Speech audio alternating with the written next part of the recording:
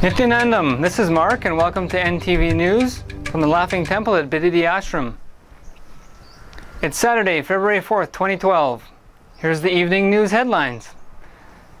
Bhagavad Gita Dhyana Satsang from Swamiji on chapter 4, verse 7, the growing lifestyle of unconsciousness. And from Inner Awakening, the individual spiritual progress. With eNGenius, sharing fresh experiences. And all around the ashrams in international news. Let's start with the main news. In this morning's Bhagavad Gita Dhyana Satsang, Swamiji began speaking about the Nithyananda temple planned for Tthe Ashram.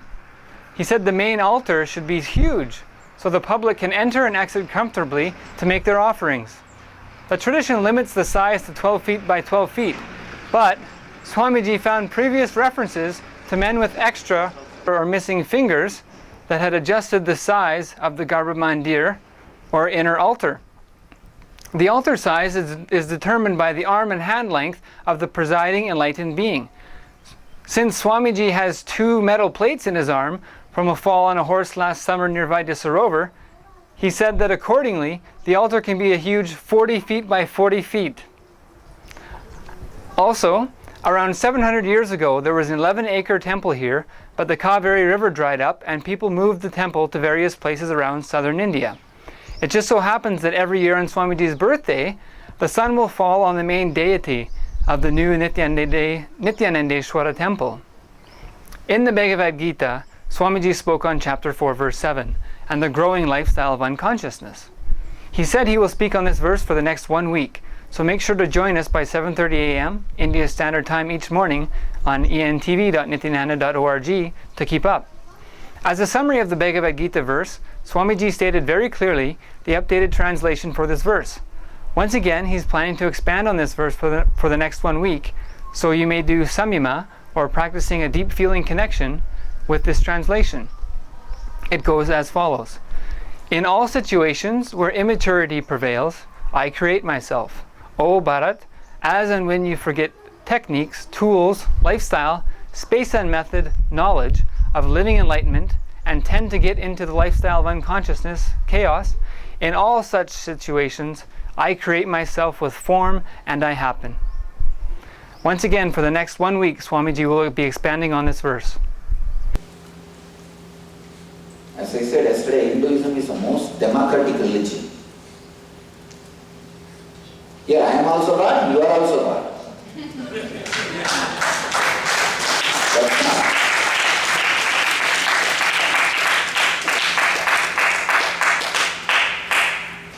You don't need here anybody to give you the certificate saying, declare you as a Mahatma, Mahapurusha. After your death, nothing. You just get 10 rupees and print a poster. That's all. Or if you get somebody to sponsor, that's enough. Jagat Guru. Or whatever comes to you.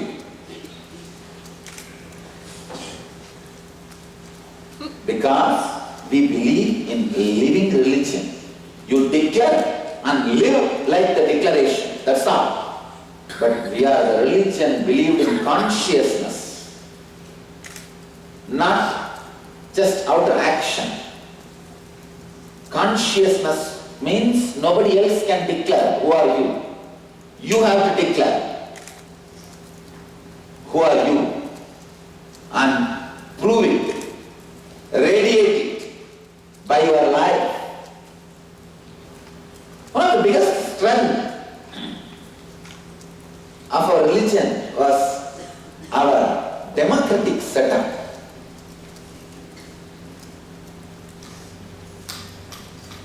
Possibility of production of new gods. Understand? I am exactly putting it in the right word. Possibility of production of new gods.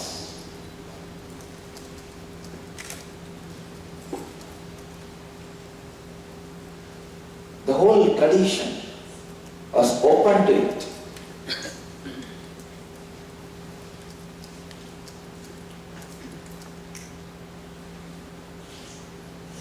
just because there are 2-3 scientific researchers fail, can you completely ban all the scientific researchers? No. Just because 1 or 2 religious leaders fail, you can't ban the whole system of the enlightened masters and gurus. Even those 1 or 2 failures, they might have failed, but their teachings have lifted millions of people.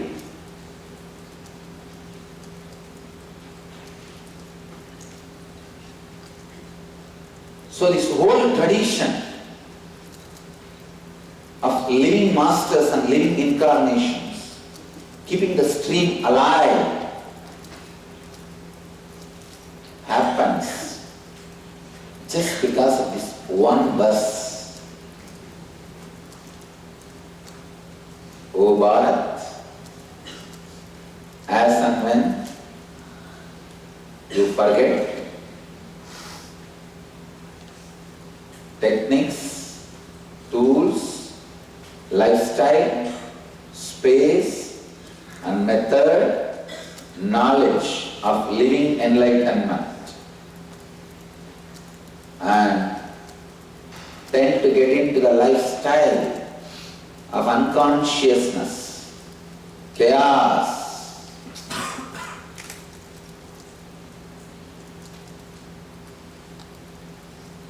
in all such situations, I create myself with form and I happen. After happening, what I do, I'll describe in next satsangs.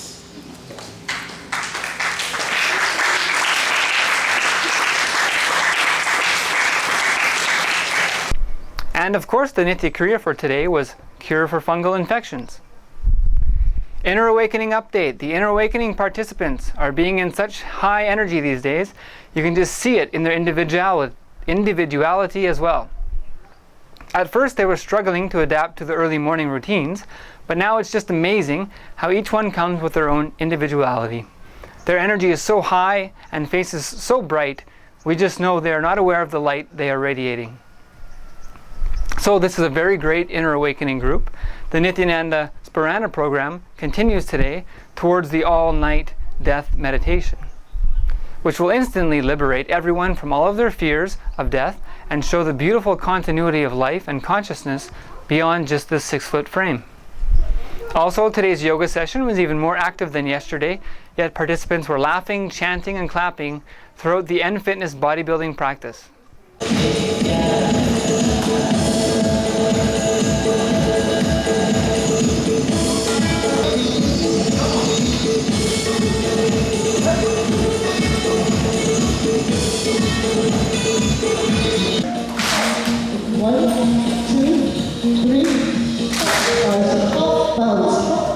Hands, exhaling, arms down. One more time, inhaling, arms up, looking up into your hands, straightening the spine. Exhaling, arms down. 4, open. As an additional healing note, we can see the skin is very bright of all participants. They've been spending a lot of time in the Vaidya Sarovar lately. In eNGenius updates, the kids in eNGenius are expressing their confidence and jumping around the ashram. They attend nightly darshans and everyone just loves seeing them there. The Gurukul kids have been welcomed and present on Express Buzz mornings before Guru Puja, and we'll be back soon for an update on their progress, possibly this Tuesday morning. Tune in 6:45 a.m. Indian Standard Time. And in news from all around the ashrams, international news, 25 city coordinators across North America met by phone conference to review their mission and vision statements. It was a very beautiful sharing, and the next meeting will cover Sankalpa creation as well as sharing. News from Los Angeles Temple. The Vidyalaya is learning puja and the Dragon Tail game that teaches that love unites. During this game, the kids experience living in harmony with others. Maheshwara Puja was performed for devotee's mother, Salama Salvadure. 200 people visited the temple for the Mata Ki Chauki, and 30 students studying Hinduism and philosophy at the Mount San Antonio College came for February 2nd's morning satsang. Swamiji dedicated the satsang to them and gave them an exclusive Q&A session after the morning discourse. Eric Kostick, the professor from Mount SAC, was thrilled to speak with Swamiji. Swamiji offered for the students to gather for a special webinar where he would guide them to remember their past lives. The Los Angeles event included a temple tour and prasad, and the students chatted with devotees and ashramites, fully enjoying their stay. It has been a busy and exciting time at the Los Angeles temple, and great to see many new faces there. Hyderabad is running an LBP Level 1, and they received blessings for success of the program from Swamiji this morning. Guadalupe completed the second round processes of Communities Radiating Friendliness, with 32 devotees completing the process. And in Paris, during Dial the Avatar this morning, Swamiji spoke with Paris and revealed the city will realize their wish for a temple this year in 2012. That's all from NTV News for this evening. Thank you for joining us from the Sacred Laughing Temple. Let's end the broadcast with another bliss dose from the Guiding Avatar. Discipline is the foundation on which our organization is built. Love is the marker. Thank you for joining us. Nithyanandam.